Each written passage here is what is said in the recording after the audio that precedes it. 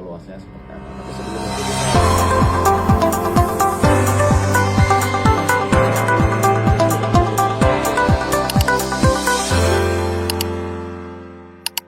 Pak Edam, kenapa berkecimpung di dunia penyelenggaraan pemilu? Apa yang menarik di situ? Karena bagi saya, untuk membangun yang namanya democratic government atau clean government, Hmm, good government, itu harus diawali dari pemilu. Oke. Pemilu itu adalah pintu gerbang.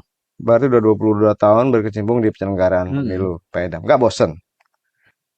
Eh, Bosen itu kan bagi orang yang kehilangan passion ya. Oke, Memang sejak awal bahwa demokrasi elektoral ini menjadi apa ya, menjadi orientasi saya oke. dari awal. Passion tadi, apa yang ingin di-achieve sebenarnya di KPU ini kalau bagi seorang idam holik? Kuncinya adalah bagaimana demokrasi kita matang. Itu dalam Oke. benak saya. Jadi saya ingin menjadi bagian ya, ingin menjadi bagian atau ingin memberikan kontribusi agar demokrasi kita matang.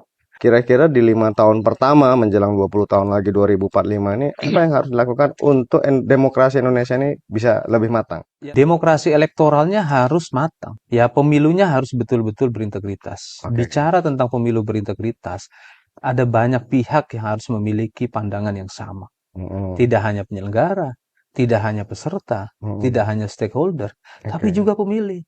Oke. Itulah kenapa hari ini ada banyak wacana untuk coba mengevaluasi terhadap sistem pemilu kita.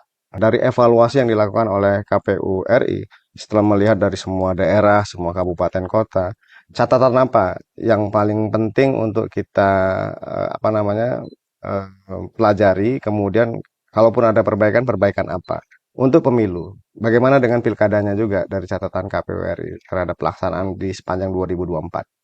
Ya, tentunya kalau bicara tentang perbaikan, kami concern pada aspek manajerial ya. Kalau Mm-mm. aspek perilaku politik pemilih maupun kandidat, mungkin bisa kita diskusikan pada sesi yang berbeda, karena memang Ya, kajian ini cukup makro ya. oke. Tapi kalau dari sisi manajemen penyelenggaraan pemilu, kami fokus bagaimana terus meningkatkan tingkat partisipasi di dalam pemilu.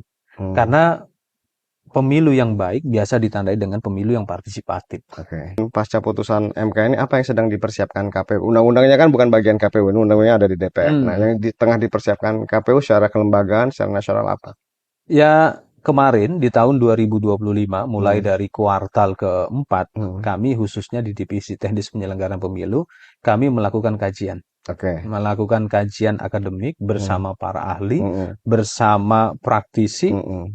tentang bagaimana manajemen pemilu ke depan. Hmm. Dan besar harapan kami nanti pada saat proses legal drafting, Oke. KPU sebagai penyelenggara pemilu diberikan kesempatan menyampaikan masukan-masukan strategis berkaitan dengan manajemen Bisa ada penyelenggaraan pemilu. bocorannya, masukan strategis kira-kira apa, Ya, Pak Idam? tentunya kita harus bisa mengoptimalkan Hmm. prinsip-prinsip penyelenggaraan pemilu. Misalnya Oke. efektivitas penyelenggaraan, Oke. efisiensi penyelenggaraan, seperti itu.